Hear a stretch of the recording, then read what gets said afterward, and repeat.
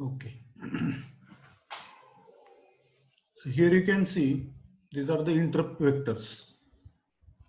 What is meant by interrupt vector?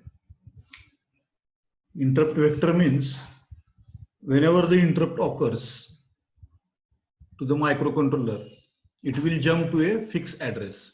So what is that fixed address? That is nothing but the interrupt vector. That is also called as the vector address. As we know, when we press a reset button, the microcontroller directly jumps to 0000. Correct? This is the starting address of your ROM, EEPROM. EEPROM is also called as code memory, as we know. It is a code memory. Correct? Then this is the INT 0, external interrupt 0, IE 0 or INT 0, it is called. Its address is 0003. Then it is timer 1, sorry, timer 0.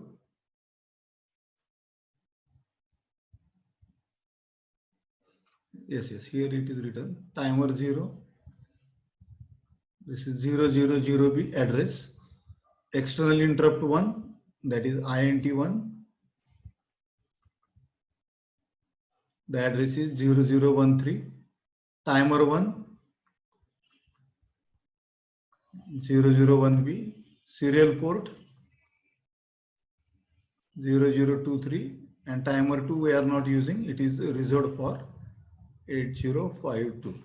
As I already told you that in 8052 we have 3 timers. Timer 0, timer 1 and timer 2. But for 8051, that is the microcontroller we are discussing, this timer is not available. So this is not there in case of the 8051. It is not valid for 8051. Now which flags are used here? You can see. For INT 0, for this interrupt, IE0 flag is used. For timer 0, TF0 flag is used. For INT 1, IE1 flag is used. For timer 1, TF1 flag is used. And for serial port, RI and TI flags, they are used. That all of you know. Okay. So these flags we have already discussed. RI and TI flag, TF1 flag, TF0 flag. Except that we have not discussed IE0 and IE1. Now these flags are available, IE0 and IE1, they are external interrupt flags. They are available in TCON register. So whenever we again discuss the TCON register, at that time again I will mention about IE0 and IE1. These are the flags. Flags means whenever the interrupt occurs, these flag bits are held high, indicating that there is an interrupt. You can read these flags. You can read these flags with the help of the software instructions. And from that, you can understand whether the interrupt has arrived or it has not arrived. That you can discuss very easily. So these vector addresses you must know. These vector addresses you must know. Okay, they are important because whenever this interrupt occurs, the microcontroller will directly jump to this address 0003. When timer 0 interrupt occurs, microcontroller will directly jump to this address 000B. So which interrupt occurs, accordingly, the microcontroller is going to jump to that particular address. These addresses, we call them as vector addresses. Okay, but as I have told you, there is only 8 bytes gap between the two addresses. So I cannot write any big program. Okay, most of the programs, they are 100 lines, 50 lines, 25 lines, 25 bytes, 100 bytes. And here the space between the two vector locations is only 8 bytes. You cannot write any program in this vector address. You cannot enter the area of another interrupt vector address. Okay, so you cannot write any program in 8 bytes. So what do we do? What we do? Yesterday I told you, we take a jump from this address to the address where we have written our interrupt service routine. That is the servicing program for that particular interrupt.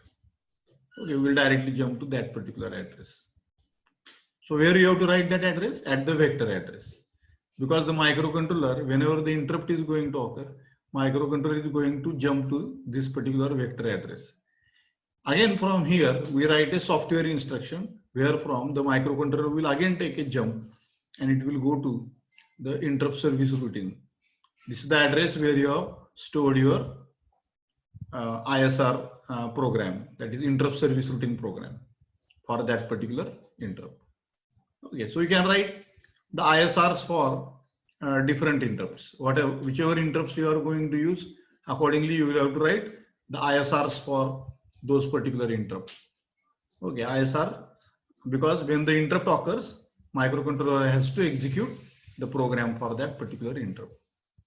So this is the vector table. You must remember that.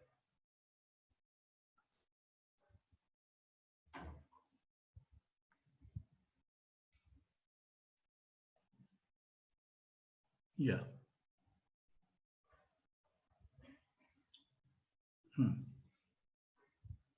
Two types of interrupt servicing, two types of methods are there. One is we can check the flags. For example, if I am using timer 0, I can check timer 0 flag, TF0 flag. Normally it is 0. Whenever the timer overflows, it will become 1. Correct? So I can go on looking at this flag. So I can write an instruction like this, while TF0 is equal to 0.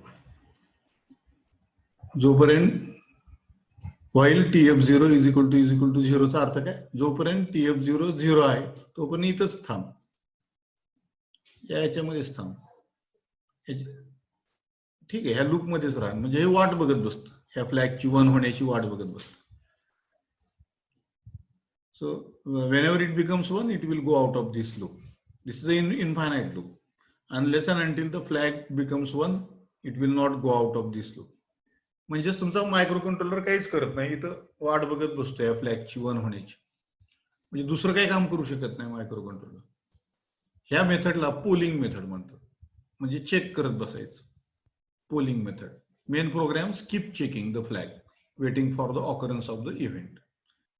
Inefficient in some cases. ठीक आहे. आणि दुसरा जो method आहे ती interrupt driven. आपण वाट बघत बसायचं नाही, मायक्रोकंट्रोलरनी वाट बघत बसायची नाही. The timer will send an interrupt. Okay, whenever the TF0 flag becomes 1, timer 0 will send an interrupt to the microcontroller. Interrupt to the microcontroller. Correct. Now, when the timer 0 interrupt occurs, the microcontroller will take a jump to the vector address of that particular interrupt, timer 0 interrupt. And from there, it will take a jump to the interrupt service routine where you have written the program for the timer 0 interrupt. So it will directly jump to that particular address. Okay, of course, you will have to give the address at the vector address, because whenever the interrupt occurs, the microcontroller is not going to your ISR, it is directly going to vector address first of all. And at vector address, you have to write an instruction to take a jump from that address to the ISR address, interrupt service routine address. So it will jump to the interrupt service routine start address. And from there, it will service the interrupt, and the end of the ISR, interrupt service routine, is always return from interrupt. शेवटचं instruction जे असतं ISR मधलं ते return from the interrupt. So when you say return from the interrupt, the microcontroller understands that your program interrupt service routine program is completed. It has to go back to its own program, where from he left that program. So it will collect the address from the memory, correct, and it will go to the previous program where from it actually which it was executing earlier. So it will go to the address where from he left the instruction of the main program. So main program is different and ISRs are different. Interrupt service routines we have written for the for those interrupts which we are going to use. Correct.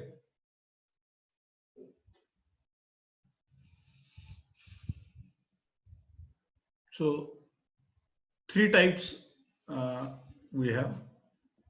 First one is polling method. In the polling method, we are checking the flags continuously, and when the flag becomes 1, we take the action. But we are hooked up. Unnecessarily, we have to keep waiting for the flag to become 1. We cannot do anything else. We cannot execute any instruction, other instruction, or we cannot go to any other program. That is a drawback of the polling method. So polling method is not a good method, you can say. But if you have enough time, if the microprocessor or microcontroller has enough time, it has no other program to execute, then you can use the polling method, no doubt. But interrupt method is best method because microcontroller can keep on executing its own program. It can keep on executing its own program. And whenever the interrupt occurs, it will leave the main program and it will jump to the ISR, interrupt service routine program. It will complete the program, ISR program, and again it can come back to the main program. So in this way, whenever the need occurs, whenever you require to execute the ISR, we will send an interrupt. And microcontroller, when the interrupt occurs to the microcontroller, then only it will branch away from the main program and jump to the ISR routine. This is what we do. Third method is IO processor. Here, dedicated microcontroller or microprocessor is used to handle the IO without CPU intervention. Means main microcontroller is not involved in handling the interrupts. Okay, there is a separate microprocessor or microcontroller chip which is inbuilt, and that chip will handle all those interrupts. So microcontroller will not look after the interrupts. A separate microprocessor will look after the interrupts, or control chip will look after the interrupts. That is third method, but that is not for us. Third method is not for us. We use only first two methods whenever we want to handle some event. So I think this is clear.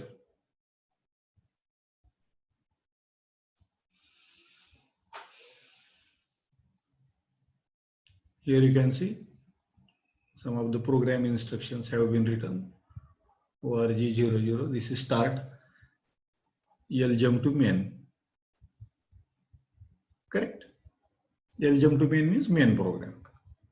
Whenever you reset the microcontroller is going to jump to this address 0000. At this address, I write an instruction long jump to the main program.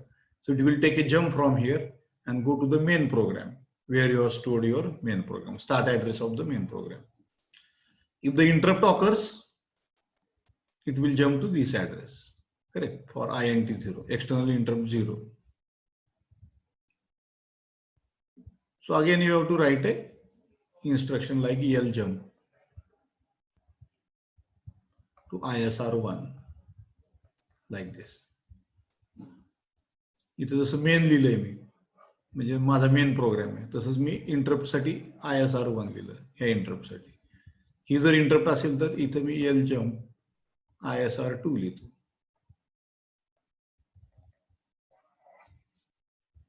ठीक आहे. इथं जर असेल तिसरी interrupt, नाही इथं main program आला तुमचा, हा मेन प्रोग्राम चालू झाला. org30 main program starts. तिथं मेन जे लिहिलेलं आहे तो मेन म्हणजे हा ऍड्रेस 0030. लिहिताना आपण ऍड्रेस लिहित नाही, त्याला काहीतरी नाव देतो त्या ऍड्रेसला. 0030 ला मी मेन असं नाव दिलेलं आहे. तर इथे लिहिताना मी 0030 लिहायच्या ऐवजी नुसतं मेन लिहितो. मेनचा अर्थच 0030. Okay.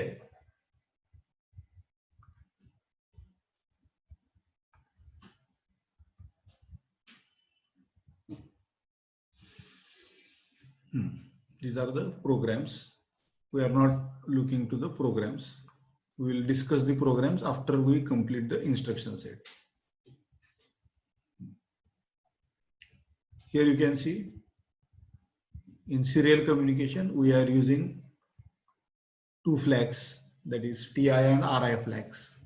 Correct? When the TI flag is raised to 1, whenever you transmit the 8-bit of data. Okay, whenever you transmit 8-bit data, after completing the 8-bit data transmission, TI flag will become 1. Okay, it is your duty, it is programmer's duty to make it 0 afterwards. कारण तोपर्यंत पुढची bite जर आली 8-बिट्स आल्या तर परत हे 1 करावं लागतं. त्यामुळं ह्याचं 1चं 0 करणं हे आपलं काम आहे आणि 0चं 1 करणं हे मायक्रो कंट्रोलरचं काम. ज्यावेळेस 8-बिट डेटा ट्रान्समिट होईल त्यावेळेस मायक्रो कंट्रोलर ह्याला 0 to 1 करणार आणि ह्याला आपल्याला आपण 1 to 0 करायचं परत. म्हणजे पुढची बाईट आली की परत मायक्रो कंट्रोलरला 0 to 1 करू शकतो. So in this way the TI flag you can use. Similar discussion for RI flag, receive interrupt flag. This flag will become 1 whenever 8-bit data is received. बाहेरून येणारा डेटा आहे आणि micro कंट्रोलरला receive झाला तो data 8-bit. Receive झाल्या हा flag 1 होतो. ह्याचं 0 करायचं आपलं काम आहे. ठीक आहे, कारण पुढचा 8-bit डेटा येऊ शकतो तोपर्यंत. त्याच्यामुळं इमिजिएटली हे 1 झाले आपलं काम आहे ह्याला 0 करणं पाहिजे. 0 करायचं आणि मग मायक्रो कंट्रोलरला पुढची बाईट आली की 1 करेल आपोआप. सो 0 to 1 automatically it will be done by the micro controller. पण 1 to 0 मात्र प्रोग्रामिंग इन्स्ट्रक्शनच्या साह्याने आपल्याला त्याला 1 to 0 करायचं. Okay, so these are the flags for serial communication. These are the programs. I will not discuss about the program. Program discussion I will do afterwards.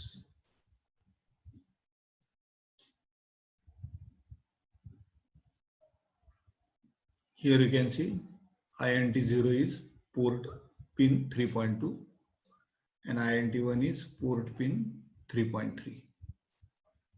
Port 3.3. Correct?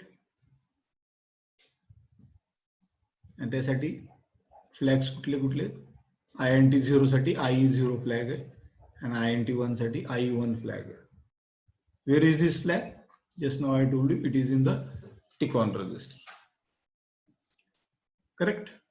INT0 and INT1, these two interrupts are sampled once each machine cycle. प्रत्येक machine सायकलच्या वेळेस, एक machine cycle म्हणजे किती states, किती clocks आहेत? 12 clocks.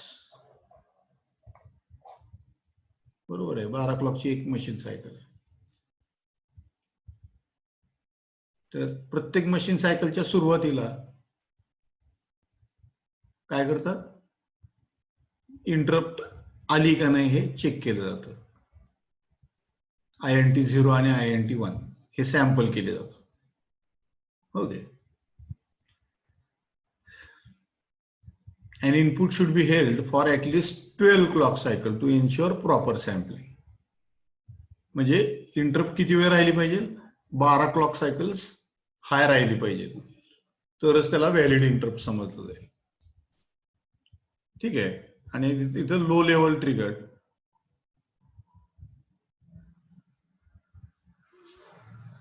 जर ह्या bits आपण 0 ठेवल्या तर ह्याचा अर्थ घेतला जातो तुम्ही इंटरप्ट या बेसिसवर वापरायला लागलाय. Low level trigger. Low level trigger म्हणजे ही इंटरप्ट 0 झालेली आणि 0 ठराविक वेळ 0 राहिली आणि नंतर हाय गेली.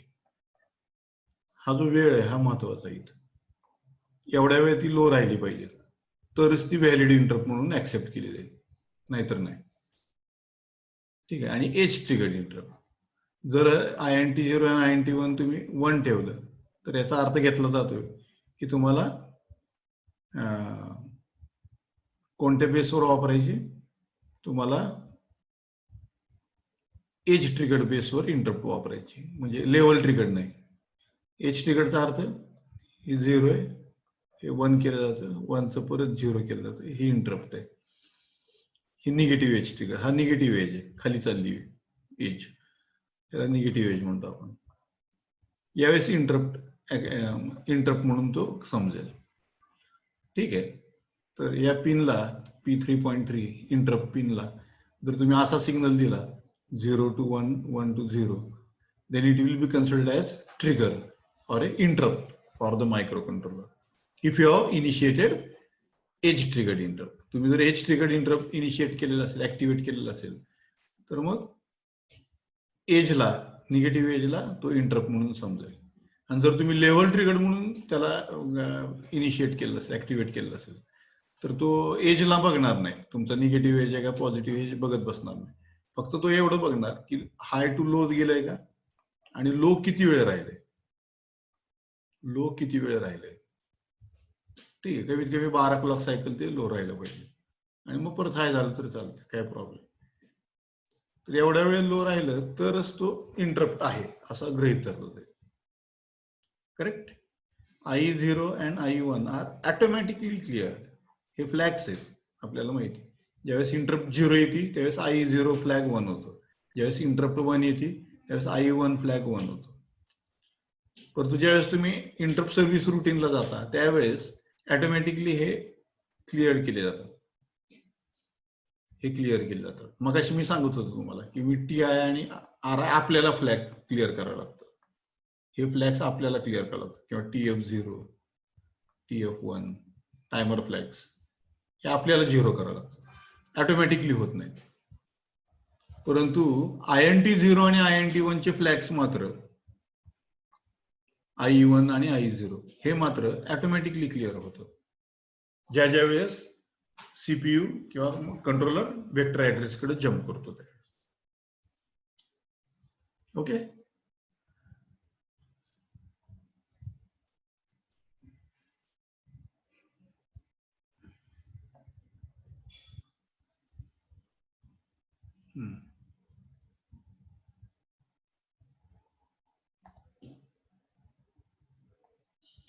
I will not go to the programming part.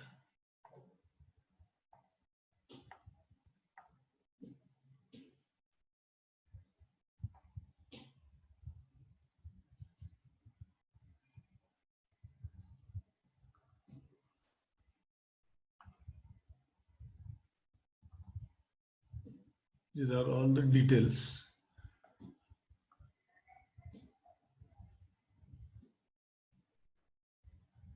But that is not expected from you.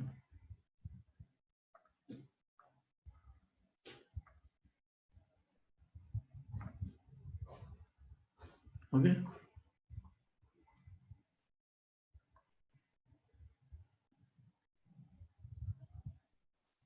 So I will go back to the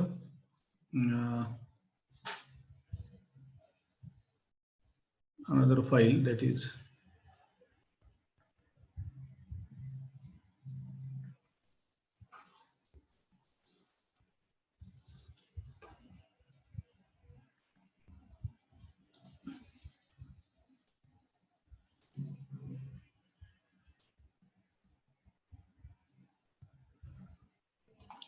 timers and counters. I will go.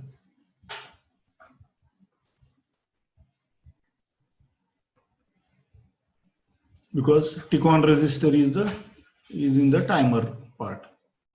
So I will have to change this slide.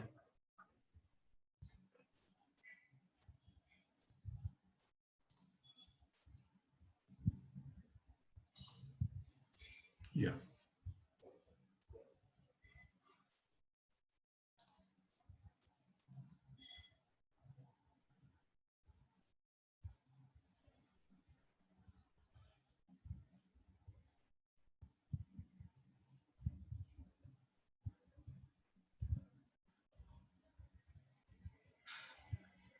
Yes. Yeah. Here you can see.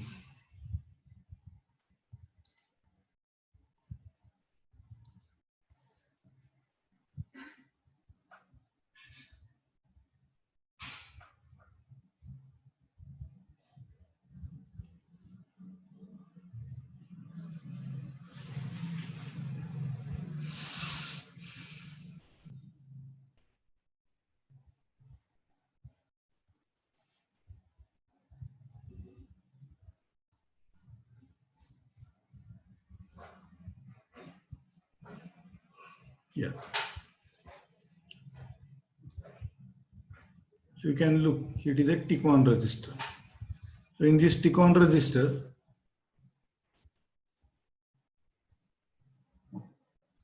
these 4 bits, upper 4 bits, we have already discussed. They are used in the timers. This is for timer 1 flag bit. Whenever the timer overflows, this bit will become 1. TR1 to start the timer. Whenever this bit is 1, the timer will start counting. This is for timer 0, flag bit and start bit for timer 0. These bits we have already discussed while we discussed the timer. But these remaining 4 bits, at that time I told you that I will discuss them whenever the interrupts I will be discussing. So now we are discussing about the interrupts. So here I can tell you that this is a flag bit. This is a flag bit for which interrupt? INT 1. And this is a flag bit for INT 0. Okay, flag bit means whenever the interrupt occurs, this bit will become 1. Whenever the interrupt occurs, this bit will become 1. Okay. Now, what are these remaining bits? INT1 and IT1 and IT0. Okay. So, what type of trigger you want? Just now I told you that you can interrupt the microcontroller in 2 ways. One way is level triggered, and second one is edge triggered.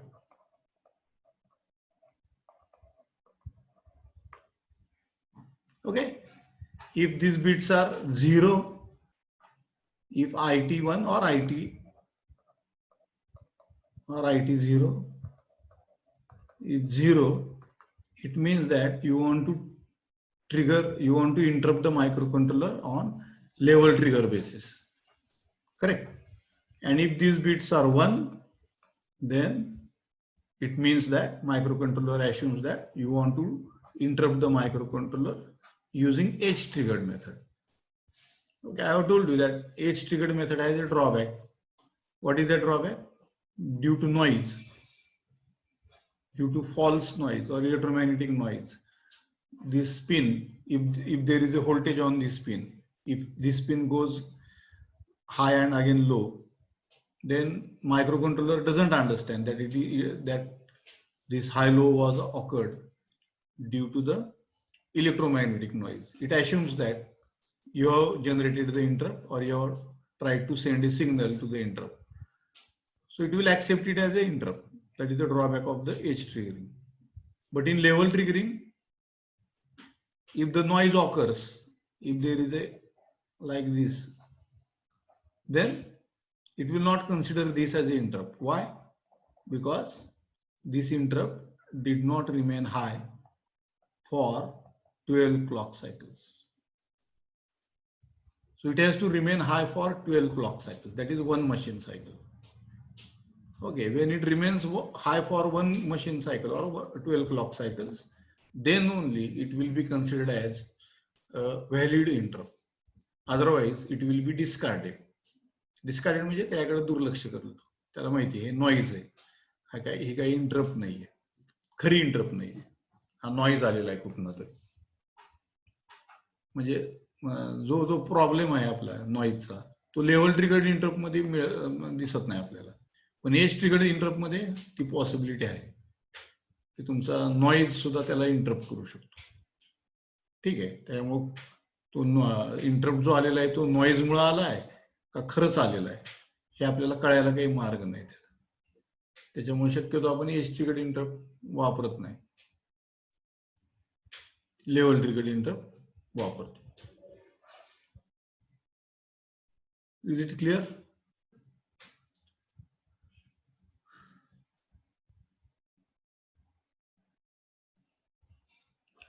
समजतंय का दिवे?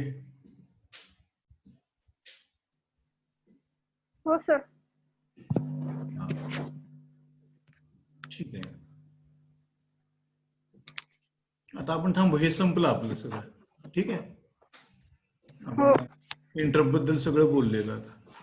आता पुढच्या period पासून आपण instruction set of 8051 micro कंट्रोलरचा instruction set आपण study करणार. ठीक आहे, I will stop here. I will stop.